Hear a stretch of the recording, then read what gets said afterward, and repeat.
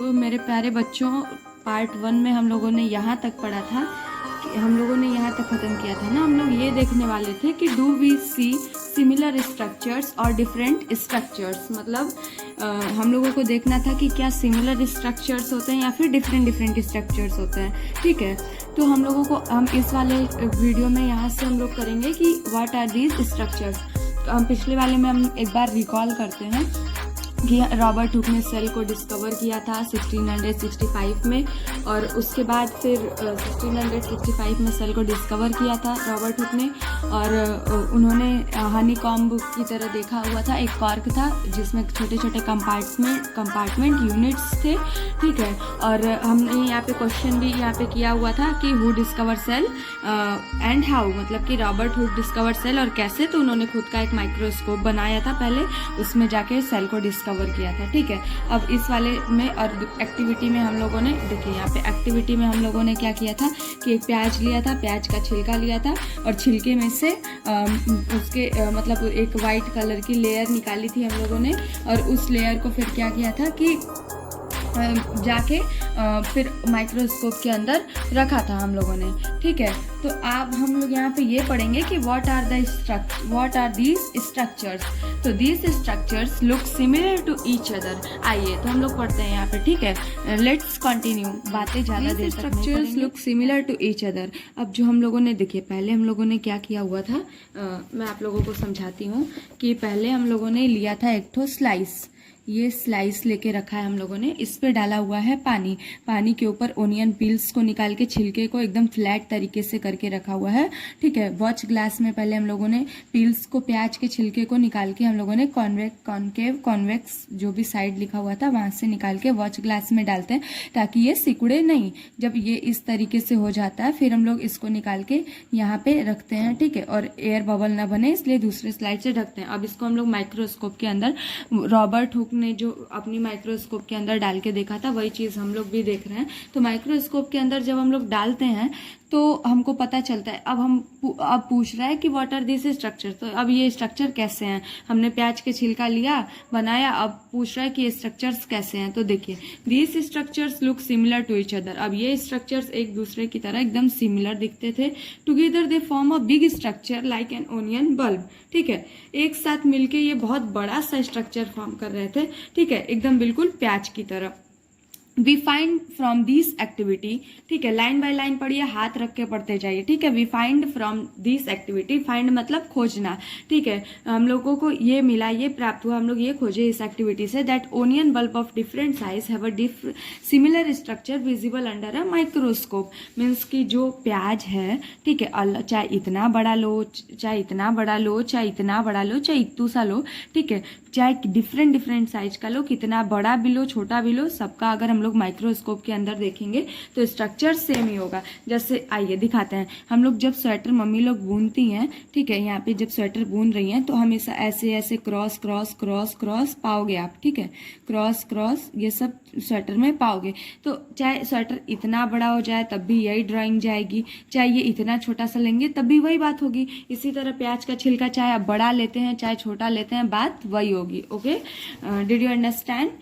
उसके बाद हम लोग आगे पढ़ते हैं कि the cells of the onion peel will all look the same regardless of the same of the onion they came from. ठीक है, तो these small structure that we see from the basic buildings unit of the onion bulb, जो हम बोल रहे हैं कि जो सारे सेल होते हैं ना प्याज की वो एकदम एक जैसे होते हैं, एक तरीके के होते हैं। ठीक है, दीज स्मॉल स्ट्रक्चर, जो ये छोटे छोटे स्ट्रक्चर है, we see are the basic building. जो हम लोग देख रहे हैं वो क्या है, बेसिक बिल्डिंग है। मतलब अगर प्याज खूब बड़ा सा बन रहा है तो इसका मतलब ये है कि उसकी जो बिल्डिंग्स है मतलब वो छोटे छोटे सेल से मिलके बना हुआ है। ठीक है, जैसे आपको एक बड़ा सा मकान बनवाने के लिए, ठीक है, एक बड़ा सा घर बनवाने के लिए आपको जरूरत पड़ती है ईंटों की।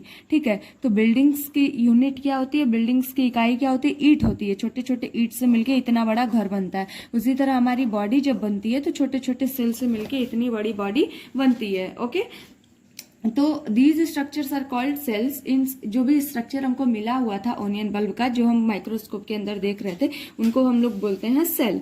Not only onions, but all organisms that we observe around are made up of cells. ठीक है, सिर्फ प्याज नहीं होता है, हम जितने भी ऑर्गेनिजम्स अपने आसपास ऑब्जर्व करते हैं, देखते हैं, वो सब चीजों सेल का बना हुआ है. However, there are also single cell that live on their own. ठीक है, एक सिंगल मतलब कि, और यही नहीं, however there are also a single cell भी होता है जो कि खुद का जीवित रह सकता है. जैसे देखिए, the invention of magnifying lenses led to the discovery of the microscopic world.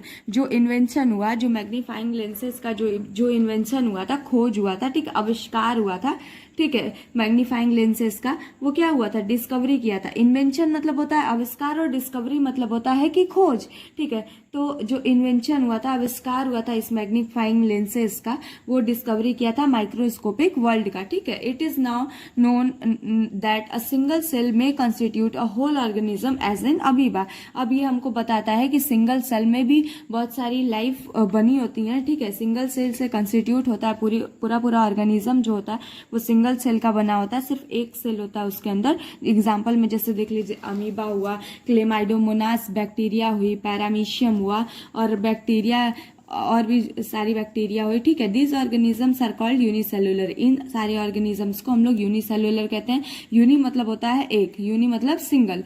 On the other hand, many cell group together in a single body and assume different functions in it to form various body parts in multicellular organisms. ठीक है, on other hand, दूसरी तरफ, many cell group together. ठीक है, बहुत सारी जो sales होती हैं ग्रुप टुगेदर, एक साथ मिलके इन अ सिंगल बॉडी, एक सिंगल बॉडी में बहुत सारी सेल मिलकर टू एज्यूम डिफरेंट फंक्शन, अलग अलग तरीके का फंक्शन करती हैं in it to form various body part in multicellular organisms. मतलब सिंगल जो सेल होती हैं ये मिलके मतलब कि वेरियस बॉडी पार्ट ऑर्गेनिजम्स को फॉर्म करती हैं. छोटी छोटी सेल, देखिए पहले सेल होता है. ठीक है, यहाँ पे सेल हुआ. ठीक है, यहाँ पे ये सेल है, सेल से बनता है. यहाँ पे जब ग्रुप ऑफ सेल हो जाते हैं, ढेर सारे सेल हो जाते हैं, तो क्या बनता है, टिश्यू. ठीक है, सेल से बनता है आपका टिश्यू से बनता है हमारा ऑर्गन. ठीक है, टिश्यू से बनता है हमारा ऑर्गन के बाद बनता है हमारा ऑर्गन सिस्टम बोलिए या फिर बोलिए, और बॉडी पार्ट्स. ठीक है, ऑर्गन सिस्टम बोलिए या फिर बॉडी पार्ट्स बोलिए. ठीक है, तो एक सिंगल बॉडी में ढेर सारे सेल मिलके ऑर्गन बनाते हैं. ऑर्गन से ऑर्गन सिस्टम बनता है. मल्टी मतलब होता है मैनी, सच एज सम फंगी. ठीक है, कुछ फंगी हुआ. ठीक है, प्लांट्स हुए, कुछ प्लांट्स हुए, एनिमल्स हुए. Can we find out name of some more unicellular organisms. क्या हम लोगों को कुछ और यूनिसेलुलर ऑर्गेनिजम्स का नाम पता चल सकता है. Every multicellular organism has come from a single cell. ठीक है, सारे जो मल्टीसेलुलर ऑर्गेनिज्म होते हैं वो सिंगल सेल से ही आते हैं. जाहिर सी बात है, ऑब्वियस है. ठीक है, ऑब्वियस ये है कि देखिए, जो भी हमारा घर है ये, ठीक है, ये घर है, ये किस चीज का बना हुआ है, एक ईटा से. ठीक है, every building made up of a single bricks. ठीक है, अगर हम ये बोल सकते हैं कि जो पूरी बिल्डिंग्स है वो एक ईंटों से बनी हुई है. ठीक है, एक ईंटे से बहुत सारी ईंटें हैं. ठीक है, तो इसमें बोल रहा है कि multi cellular organism has come from a single cell. जो मल्टी सेलुलर ऑर्गेनिजम्स हैं वो सिंगल सेल से आए. अब कैसे आए हैं, cell divide to produce cell to form their own kind. All cell come from pre existing cell. ठीक है, सेल जो होते हैं वो डिवाइड करते हैं और खुद की तरीके का और सारा सेल प्रोड्यूस करते हैं. जो सारे सेल्स होते हैं वो अपने प्री एग्जिस्टिंग पहले वाले सेल से ही बनते हैं. अब देखिए, ये लाइन का आपको पूरे इतने लाइन का मैं मतलब बताने जा रही हूँ. कॉपी में देखिए, ये आपका आता है, मान लीजिए आपका एक सेल रहा होगा. ठीक है, फिर जाके ये सेल 2 पार्ट में डिवाइड होगा. ठीक है, एक सेल, अब ये 2 पार्ट में डिवाइड हुआ. फिर जाके ये कितने में डिवाइड होगा, 4 में. 3 4. ठीक है, 4 हो गए. अब ये चारों को अलग अलग कीजिए, 1 2 3 4. ये चारों टूट के अलग अलग 4 होंगे. ठीक है, फिर इसमें 2 पार्ट डिवाइड होगा. ठीक है, इन चारों में 2 पार्ट डिवाइड होगा. अब काउंट कीजिए तो कितने हो गए, पहले एक सेल था, फिर एक सेल से 2 सेल हुआ, 2 से 4 हुआ. अब 4 से गिनी तो 1 2 3 4 5 6 7 8 हो गए. ठीक है, अब इधर देखिए, अब ये 8 में देखिए 1 2 3 4. ठीक है, अब इसमें 4 पार्ट होगा. ठीक है, अब इस सेल में 4 पार्ट होता है. ठीक है, तो अब पहले देखिए, एक था, एक से डिवाइड होके 2 हुआ, 2 से 4 हुआ, 4 से 8 हुआ, 8 से गिनिए, 1 2 3 4 5 6 7 8 9 10 11 12 13 14 15 16 16 हुआ। अब ऐसे ही ये 16 हो जाएगा, 1 2 3 4 5 6 7 8 9 10 11 12 13 14 15 16, ठीक है। तो अब 16 हो गया, ऐसे मतलब बढ़ते जा रहा है, ठीक है, बढ़ते जा रहा है। तो आता है आपका यहाँ पे 16 सेल हो गए हैं। तो ऐसे बोल रहा है कि जो सेल होते हैं वो खुद से, सारे मल्टी सेलुलर ऑर्गेनिज्म होते हैं वो सिंगल सेल से ही होते हैं, और जो सेल होते हैं वो डिवाइड करके खुद से, खुद की तरीके से ओन काइंड का सेल प्रोड्यूस करते हैं, ठीक है। We can try preparing temporary amounts of leaf peels, ठीक है, और टिप ऑफ रूट्स, ओनियन और even peels of onions of different size. ये एक्टिविटी दिया हुआ है कि किसी चीज का भी सेल हम देख सकते हैं, जैसे लीफ के जो पिल्स हुए या ओनियन के पिल्स हुए, ठीक है, किसी भी चीज के। After performing to the above activity we see that the answer to the following question. अब हम लोग एक्टिविटी परफॉर्म करके देखते हैं, do all cell look like in terms shape and size, ठीक है, क्या सारे सेल जो होते हैं शेप और साइज में सेम होते हैं, ठीक है। Do all cell look like in structure, क्या सारे सेल एक ही स्ट्रक्चर के होते हैं। Could we find different item cell from the difference among cells from the different part of the part of a plant body, ठीक है। what similarities could we find, अब इन सब का आंसर आपको यहाँ मिलेगा।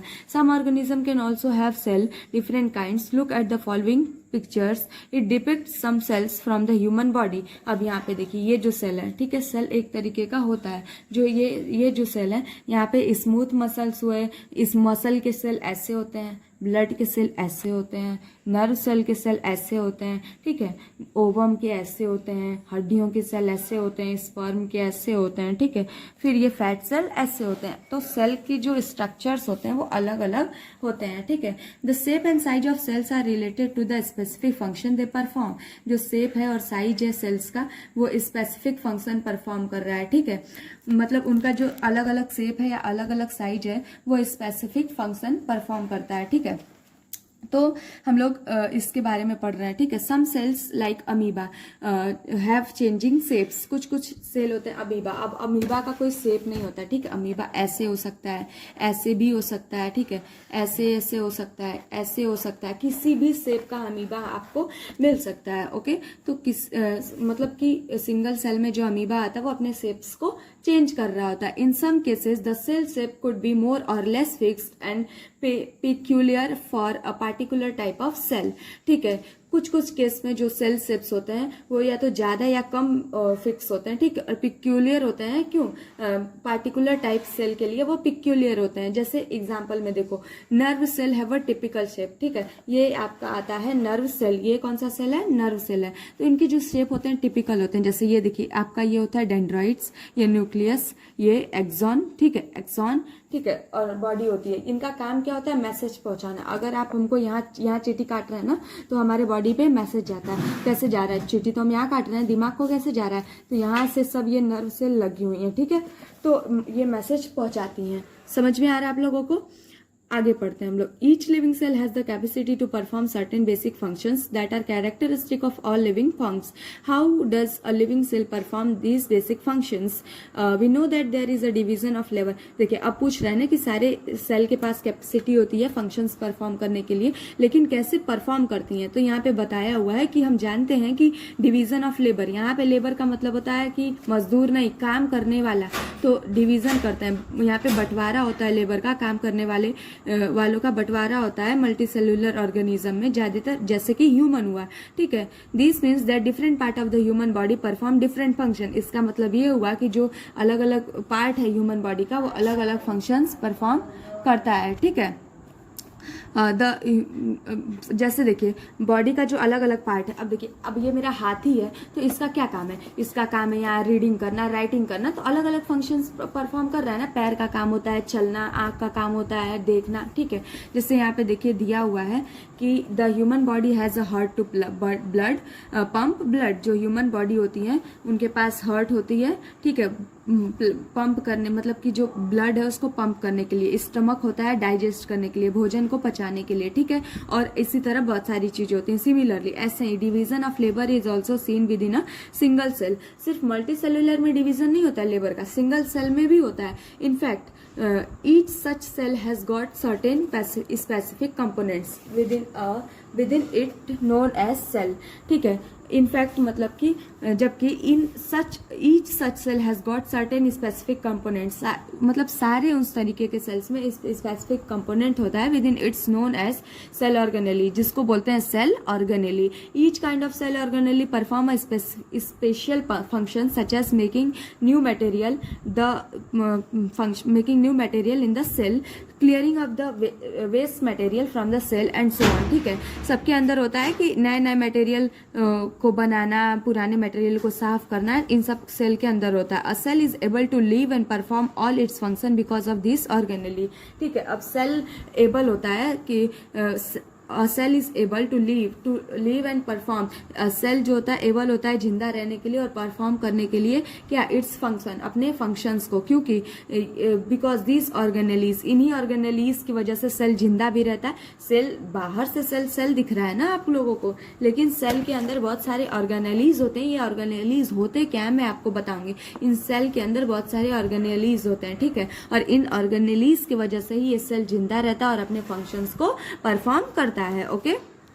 These cell, it is interesting that all cell are found to have same organelles, और ये इंटरेस्टिंग भी है कि सारे सेल्स में सेम तरीके के ऑर्गेनेलीज होते हैं, ठीक है। ऑर्गेनेलीज में आता है आपका ये सेल वाला आया, ठीक है, न्यूक्लियस आया, ठीक है, और इधर आता है साइटोप्लाज्म। ये जो सेल के अंदर सारी चीजें दिख रही है ना, ये ऑर्गेनेलीज हैं, ठीक है। ये सारी चीजें हैं ना आपको यहाँ पे, ये जो nerve cell, bone cell, smooth muscle cell, ये सब चीजें दिख रही है ना, इन सब के अंदर ये प्रेजेंट है। लाइजोसोम्स हुआ, सेंट्रियोल हुआ, प्लाज्मा मेम्ब्रेन हुआ, गोल्गी अपरेटस हुआ, स्मूथ इंडोप्लाज्मिक रेटिकुलम हुआ, न्यूक्लियर इन्वेलप हुआ, ये सारी चीजें इन सेल्स के भी अंदर प्रेजेंट है, ठीक है। तो ये इंटरेस्टिंग है कि सारे सेल्स होते हैं सेम ऑर्गेनेली होते हैं, no matter what their function, ठीक है। ये मैटर नहीं करता है कि किसका क्या फंक्शन है या फिर what organism they are found in, या किस ऑर्गेनिज्म के अंदर ये पाए जाते हैं, ठीक है। जैसे देखिए अब इनका फंक्शंस क्या है, मैसेज पहुंचाना। बोन सेल का, ब्लड सेल का मतलब क्या है कि red blood cell, white blood cell, ये डिजीज के अगेंस्ट में फाइट करना। ये सब मसल का सेल क्या है, मसल के अंदर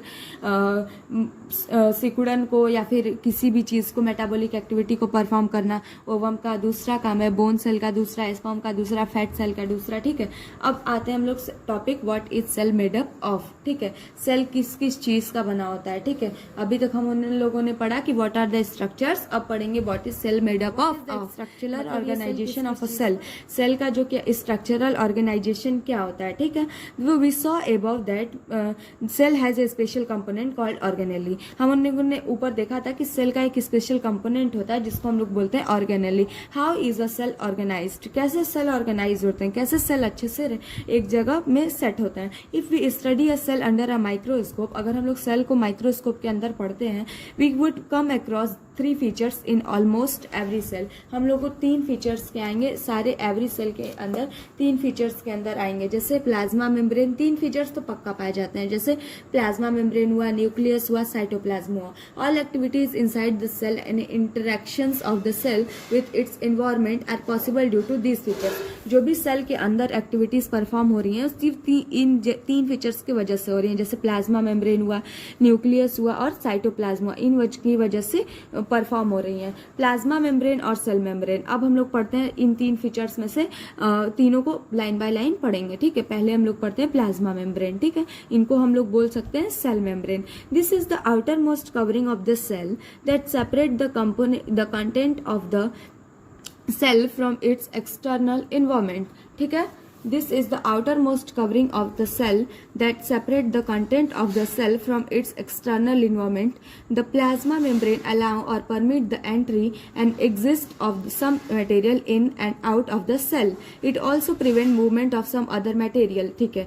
This is the outermost covering. Plasma membrane जो होता है वो outermost covering होती है सेल की। जैसे यहाँ पे देखिए, आइए दिखाते हैं। ये सेल है आपका, इसके जो बाहर आउटर मोस्ट मतलब बाहर की कवरिंग, बाहर की जो कवरिंग है वो क्या है, प्लाज्मा मेम्ब्रेन, ठीक है। प्लाज्मा मेम्ब्रेन जो है वो बाहर की कवरिंग होती है, ठीक है। Cell perform its external, the plasma membrane allow और permit to entry and exit. Entry मतलब होता है अंदर जाने देना और एग्जिट मतलब होता है बाहर आने देना, ठीक है। कुछ मटेरियल्स होते हैं, ठीक है, उनको इन एंड आउट सेल मतलब सेल के अंदर आने और सेल के बाहर जाने देने का काम, या फिर प्लाज्मा मेम्ब्रेन को दरबान भी कह सकते हैं। दरबान का काम किसके पास होता है, प्लाज्मा मेम्ब्रेन के पास होता है, ठीक है। It also prevents movement of some other material. Materials, ये भी बचाता है, प्रिवेंट मतलब बचाता है, ठीक है, movement of some other material, जो अंदर के जो मटेरियल्स हैं उनको भी बाहर जाने से बचाता है ये, ठीक है। The cell membrane therefore is called a selectively permeable membrane. जो ये सेल मेम्ब्रेन है ना, इनको हम लोग क्या कह सकते हैं, सेलेक्टिवली परमिएबल मेम्ब्रेन, ठीक है। मतलब कि सेलेक्टिवली परमिएबल क्यों बोल रहे हैं हम लोग, सेलेक्टिवली परमिएबल इसलिए बोल रहे हैं क्योंकि जितनी सारी चीजें होती है ना उनको सेलेक्ट करके भेजता है, ठीक है। सेलेक्ट करके भेज रहा है तो हम लोग क्या बोल रहे हैं, सेलेक्टिवली परमिएबल मेम्ब्रेन, ठीक है। चीजों को सेलेक्ट कर रहा है तो सेलेक्टिवली परमिएबल मेम्ब्रेन हो गया, ठीक है। How does the movement of substance take place into the cell. अब बात आती है कि कैसे मूवमेंट आता है सबस्टेंस का सेल के अंदर। How do substance move out of the cell, कैसे सबस्टेंस सेल के बाहर जाते हैं, ठीक है। Some substance like carbon dioxide और ऑक्सीजन के move across the cell membrane. कुछ सबस्टेंस जैसे कार्बन डाइऑक्साइड हुए या ऑक्सीजन हुए, ठीक है, ये अक्रॉस द सेल मेम्ब्रेन, ये सेल मेम्ब्रेन के अक्रॉस में मूव करते रहते हैं। एक प्रोसेस होता है डिफ्यूजन, डिफ्यूजन के द्वारा। We have study the process of diffusion in earlier chapters, हम लोग पुराने चैप्टर्स में, ठीक है, पढ़े हुए हैं, पहले के चैप्टर्स में डिफ्यूजन, ठीक है। We saw that there is a spontaneous movement of a substance from a region of the high concentration to a region where its concentration is low. हम ये देख रहे हैं कि, ठीक है, अब जैसे हाई कंसंट्रेशन से लो कंसंट्रेशन में एक स्पॉन्टेनियस मूवमेंट होता है। आप कोई चीज देख रहे हैं, टंकी में पानी भरा होता है तो ऊपर से पानी नीचे की तरफ आता है, कहीं देखते हैं ऊपर से नीचे की तरफ ढलान होता है तो पानी नीचे ढलान की तरफ आता है, तो एक स्पॉन्टेनियस, एक अचानक से मूवमेंट होता है, ठीक है। एक मतलब कि सडनली मूवमेंट होता है, स्पॉन्टेनियस मूवमेंट होता है, ठीक है, पानी आने का, हाई कंसंट्रेशन से लो कंसंट्रेशन में आने का। उसी तरीके से होता है आपका डिफ्यूजन, ठीक है। डिफ्यूजन में क्या होता है, something similar to this happen in cell, इसी तरह सेल में भी होता है। जैसे एग्जांपल में देखिए, some substance like CO2 which is cellular waste and required to be excrete out by the cell, ठीक है। CO2 कार्बन डाइऑक्साइड क्या है, सेलुलर वेस्ट है, ठीक है, ये सेल के अंदर वेस्ट प्रोडक्ट है, अगर ये अंदर रहेगा तो जहर पैदा कर देगा, ठीक है। तो हम लोग सेल क्या करती है, एक्सक्रिएट कर देती है, बाहर निकाल देती है। Accumulates in high concentrations inside the cell. अब ये क्या है, एक्यूमुलेट मतलब इकट्ठा हो रहे हैं, ठीक है, हाई कंसंट्रेशन में, सेल के अंदर हाई कंसंट्रेशन में इकट्ठा होता है, ठीक है। In the cell CO2 is low, in the cell external environment the concentration of CO2 is low as compare to the inside the cell. और ये तब तक इकट्ठा होते हैं जब तक कि हमारी ये सेल के अंदर ये CO2 इकट्ठा हो रहे इतने ज्यादा कि जो बाहर का कंसंट्रेशन है वो लो होगा और इसके अंदर का जो है वो हाई हो जाएगा, तो हाई टू लो तुरंत अपने आप निकल जाता है। जैसे ऊपर से नीचे की तरफ जहाँ ऊंचा होता है वहां से ढलान की तरफ पानी अचानक आता है, इसी तरह हाई टू लो की तरफ ये गैस निकल जाएंगे, ठीक है। जहाँ लगेगा कि कम है गैस, ये उधर ही ये भाग के जाएंगे, ठीक है। हम ही लोग को देखिए ना, जहाँ ज्यादा गर्मी रहता है वहां से किधर भागते हैं, जहाँ कम गर्मी है, ठीक है, जहाँ इसके कंपेरेटिवली कम गर्मी है। इसी तरह ऑक्सीजन भी है, जहाँ ज्यादा हो जाता है तो उधर की तरफ भागता है जिधर कम है, तो अंदर ज्यादा हो जाएगा तो एक्सटर्नल में जाएगा कि कम है, okay. Inside out cell, CO2 moves out of the cells from a region of a high concentration to a region of low concentration outside the cell by the process of diffusion। और इसी process को हम लोग क्या कह रहे हैं, diffusion कह रहे हैं। सिमिलरली इसी तरीके से O2 जो है, जैसे CO2 बाहर आ रहा है उसी तरह O2 अंदर करेगा, ठीक है। अब अंदर करने की प्रोसेस को क्या बोल रहे हैं, ठीक है। जैसे आपका आता है, अब नया पेज पे समझा रही हूँ मैं आप लोगों को, आपका आता है यहाँ पे सेल, ठीक है। अब यहाँ पे O2 हमारा, O2 की मात्रा अगर ज़्यादा होती है, पूरा एक्सटर्नल एनवायरनमेंट में O2 गैस अगर ज़्यादा होती है, हाई हो जाती है इधर और अंदर नहीं होती है, लो रहती है, तब ये अचानक से हाई से किधर भागेगी, लो की तरफ भागेगी, ठीक है। और इसके अंदर, और ठीक है, धीरे धीरे होती है, तो inside the cell decreases, that's diffusion play an important role. इन प्रोसेस को डिफ्यूजन कहते हैं।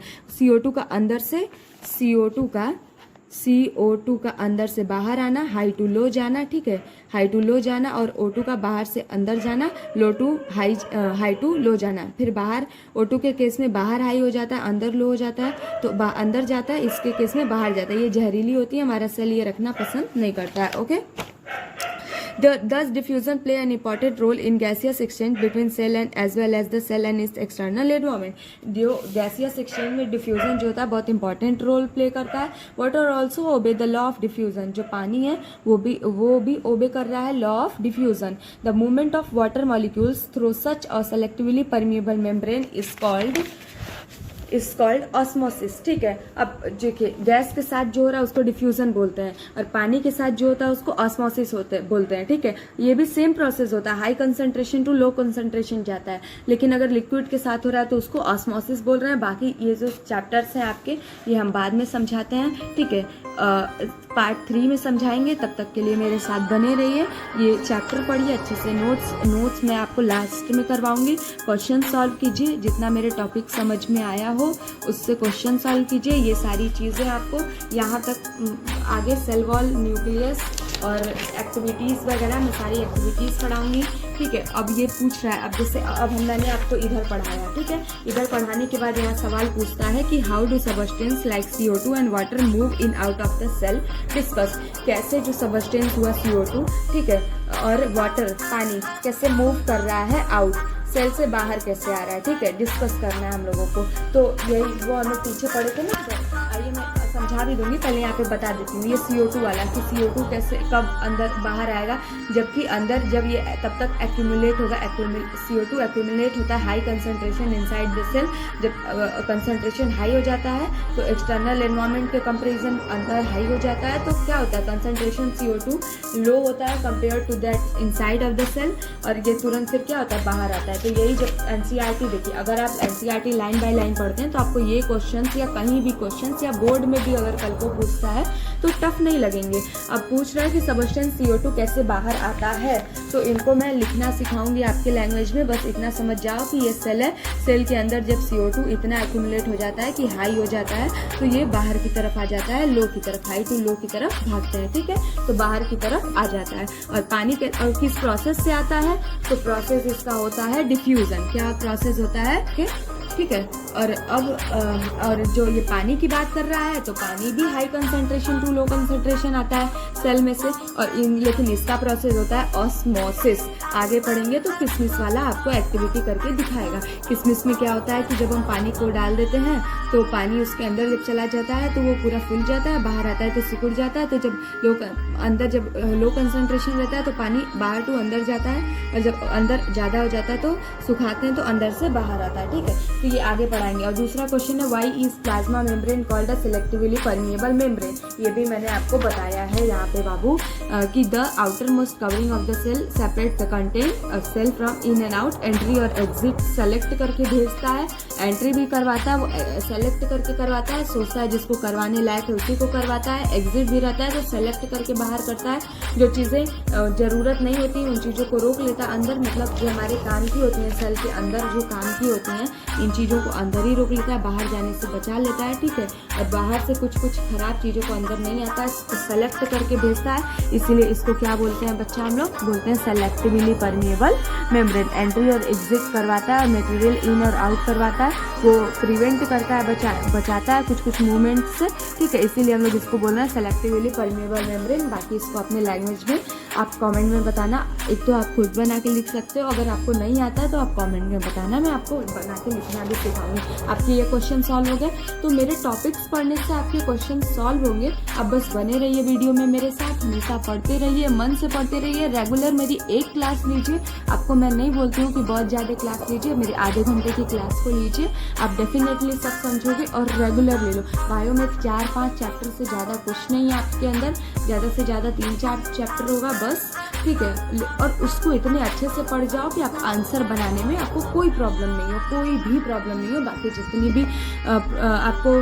क्वेश्चंस का प्रॉब्लम हो रहा है, ठीक है, कमेंट में हमसे क्वेश्चन पूछो, एक एक क्वेश्चन पे हम वीडियो बना के अच्छे से समझाएंगे, ठीक है, सबका रिप्लाई देंगे। Okay students, take care, bye bye, ध्यान रखिएगा, ओके बाय।